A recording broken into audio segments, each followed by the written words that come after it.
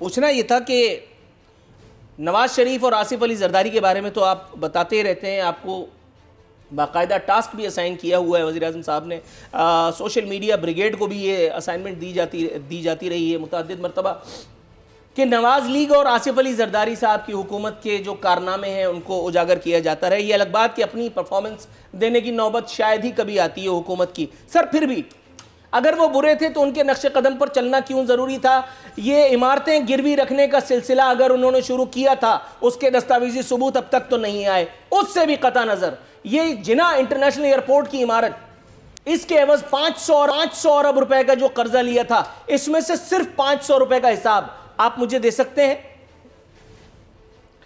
बिस्मिल्लाहिर्रहमानिर्रहीम। देखिए आरफीन, जिस तरीके से इस मुमलकत खुदादात को गिरवी रखा गया साबका दौर में, पाकिस्तान तहरीक इंसाफ की हुकूमत अभी तक उन मसाइल से नबरदमा होने में लगी हुई है।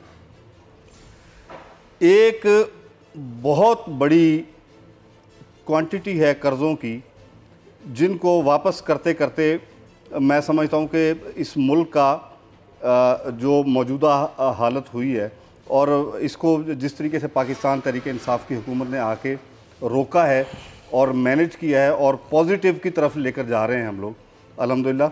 मैं कहता हूँ तारीख़ में इसकी मिसाल नहीं मिलती। जो कुछ इस मुल्क के साथ कर दिया गया, जिस तरीके से इस मुल्क को गिरवी रख दिया गया। सर ठीक है, देखिए मेरा पॉइंट पूरा, ये तो हम 2.5 साल से सुन रहे हैं कि वो बहुत बुरे थे, उन्होंने ये किया, उन्होंने वो किया। ये गीत अब पुराना नहीं, वो नया कुछ डालें, कोई नया मंजन लाएं। ठीक है, मैं मानता हूं, क्यों लाएं? अच्छा, मैं एग्री करता हूं ना, जो चीज फैक्ट है वो फैक्ट है, सर मौजूद है अपनी जगह पे। सर एग्री कर लेता हूं बगैर किसी बहस के, ऐसे ही थे वो लोग। बस आगे बढ़े, 500 रुपए का हिसाब दीजिए। वो 500 अरब रुपए कहां गए? कर्जा उतारने के लिए एक और इमारत गिरवी रख करके फिर कर्जा ले लिया और फिर कर्जा चुकाया जाएगा। उससे कितना कर्जा लिया जाएगा और वो कर्जा किसके, आप समझ रहे होंगे कौन चुकाएगा? 500 रुपए का हिसाब मांग रहा हूं, 500 अरब रुपए का नहीं। देखिए आरफीन, मैं ना तो वजारत ख़जाना का तर्जुमान हूं और ना ही ये मेरी नॉलेज में जो आप क्वेश्चन मुझसे कर रहे हैं।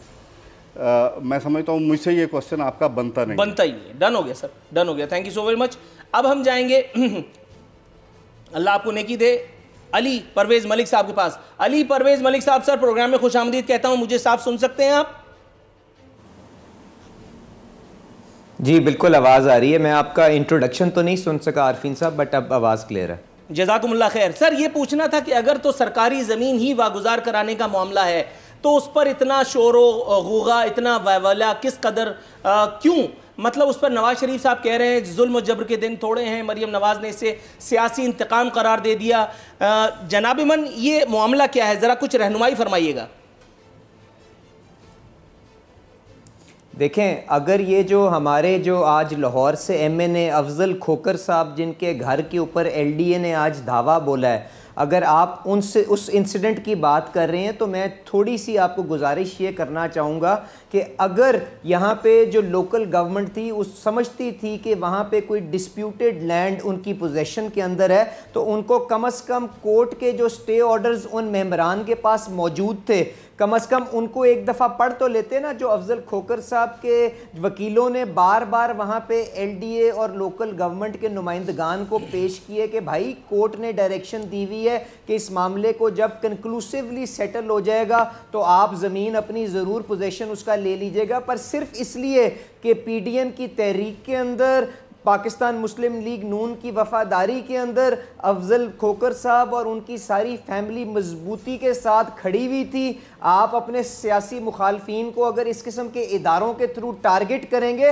तो वो किसी भी महज़ब माशरे के अंदर उसको अच्छी निगाह से नहीं देखा जाएगा। ये वही झलक है जो आपको सुप्रीम कोर्ट ने जब ख्वाजा साद रफ़ीक साहब के केस का फैसला सुनाया, उसके अंदर लिखा कि आप नैब को इस्तेमाल करते हैं अपने सियासी मुखालफीन को टारगेट करने के लिए। ये वही चीज़ है जो बशीर मेमन साहब ने बताया हमें इंटरव्यू के अंदर कि वज़ीर आज़म साहब बुला के उनको कहते थे मियाँ नवाज शरीफ साहब के ख़िलाफ़ FIA को इस्तेमाल करो।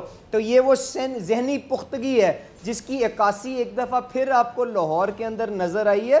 और इससे पहले जो अगर आप गुफ्तगू कर रहे थे, जो कर्ज़ों के सिलसिले की आप चीमा साहब से बात कर रहे थे, अगर आप मुझे इजाज़त दें तो मैं उसके ऊपर भी चंद बातें आपको कहता जाऊं। जनाब मन प्लीज़। बात इस तरह से है आरफीन साहब कि जो खसारे हैं ना, जब हुकूमत अपनी तर्ज हुक्मरानी बेहतर करती है तो खसारे और कर्जे खुद ब खुद कम होना शुरू हो जाते हैं।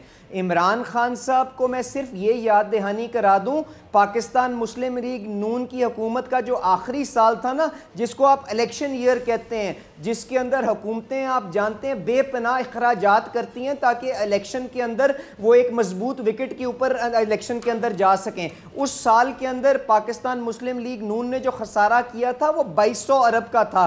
ये जो आज के काबिल हुक्मरान आए ना, जो हमें तर्ज हुक्मरानी के लेक्चर देते थे कंटेनर के ऊपर खड़े होके, पहले साल इन्होंने जो खसारा किया 3500-3600 अरब का। अगले साल जो दूसरा साल था इनका जो कंप्लीट हुआ 3400 अरब का खसारा किया। तो जब आप इस किस्म के जब खसारे करते हैं तो कर्ज ने तो बढ़ना ही है ना। और मैं यहाँ पे चीमा साहब के गोश गुजार करता जाऊँ कि ये रिकॉर्ड की जाके तसल्ली से जांच कर लें। मैं इनको यहाँ पे चैलेंज करके जा रहा हूँ कि इनकी हुकूमत इतनी नालायक है कि मियाँ नवाज शरीफ साहब की 3 हुकूमतें, उनका जो कर्जा है वो एक साइड पे कर लें और पिछले 2-2.5 साल का जो कर्जा है वो एक साइड पे कर लें, तो इन्होंने पिछले 2.5 साल के अंदर उससे भी ज्यादा कर्जा ले लिया जो मियां नवाज शरीफ साहब ने अपनी 3 हुकूमतों के अंदर लिया। सर आपका नुक्ता आ गया, थोड़ा सा अगर आप तवक्कुफ फरमाएं तो मैं हसन मुर्तजा साहब के पास जाना चाहूंगा। अली परवेज मलिक साहब, सर मैं आपकी जानिब आता हूं। हसन मुर्तजा साहब, सर जहमत के लिए अजहद माजरत, आपको इंतजार की जहमत उठानी पड़ी। सर स्ट्रेट मुद्दे की बात, आसिफ अली जरदारी साहब ने कहा है कि हुकूमत को आखिरी धक्के की ज़रूरत है, घर भेजना ज़रूरी हो चुका। सर ये बात तो पहले दिन से जाहिर है, पीडीएम की तश्कील भी इसी मकसद के तहत हुई थी। लेकिन सर ये हुकूमत गिराने का कौन सा तरीक़ा है कि हम जलसे जुलूसों के बजाय चाय की दावतें करें? ये कल के प्रोग्राम में भी मैंने डिस्कस किया था ये मौजू। बिलावल साहब का कल का बयान अगर आप सामने रखें, आसिफ अली जरदारी और बिलावल साहब खुद एक पेज पे नहीं है। ये कह रहे हैं हुकूमत को घर भेजना है, वो कह रहे हैं कि हुकूमत को चाय की दावत से डराएंगे। सर इंतहाई शदीद कंफ्यूजन है खुद पीपल्स पार्टी में। पीडीएम को तो चलो छोड़ें आप। आरफीन साहब, गुजारिश ये है कि अल्हम्दुलिल्लाह हम पीपल्स पार्टी जो है वो किसी वक्त भी अलहदा नहीं रही, वो हमेशा अपनी क़यादत के साथ रही है और क़यादत के अंदर भी कोई इख्तलाफ राय नहीं है।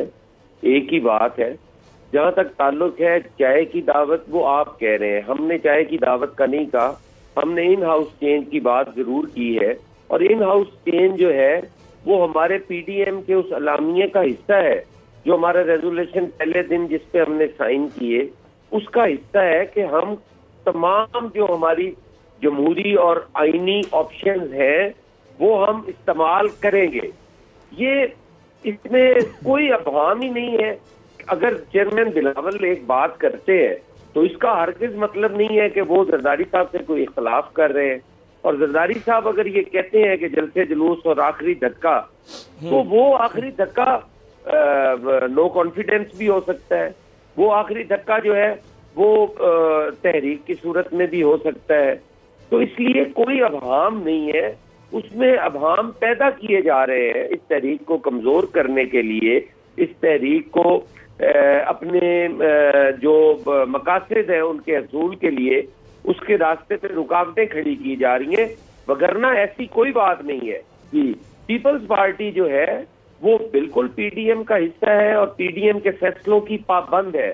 जो फैसले पीडीएम करेगी इंशाअल्लाह ताला पाकिस्तान पीपल्स पार्टी उनके साथ खड़ी होगी, उनसे पहले खड़ी होगी। किसी जगह पर भी हम पीडीएम को ये नहीं सोच सकते कि उनके फैसलों के हम कोई बरक्स कोई फैसला कर ले, या किसी जगह पर भी कोई डील या कोई ढील या कोई पीपल्स पार्टी के बैकडोर जो चैनल्स हैं वो कोई यूज कर रहा हो। कतई ऐसी बात नहीं है। ये पीडीएम को कमजोर करने की बात है और पीडीएम के मौक़िफ़ को उस वक्त तक़वियत मिलती है जब हुकूमती स्पोक्स पर्सन जो है, उनके वुज़रा जो है, जब वो टीवी पे आते हैं और वो बात करते हैं तो उन्होंने कभी महंगाई की बात नहीं की, उन्होंने कभी कोई पॉलिसी की बात नहीं की, उन्होंने कभी तहरीके इंसाफ की जो अचीवमेंट्स हैं इन 2.5 सालों में कभी उस पर बात नहीं की। वो हमेशा पीडीएम को डिस्कस करते हैं, हमेशा पीडीएम के रहनुमाओं की किरदार कशी की बात करते हैं, हमेशा वो एनआरओ की बात करते हैं। सब्सक्राइब करें और बेल दबाएं ताकि कोई खबर रह न जाए।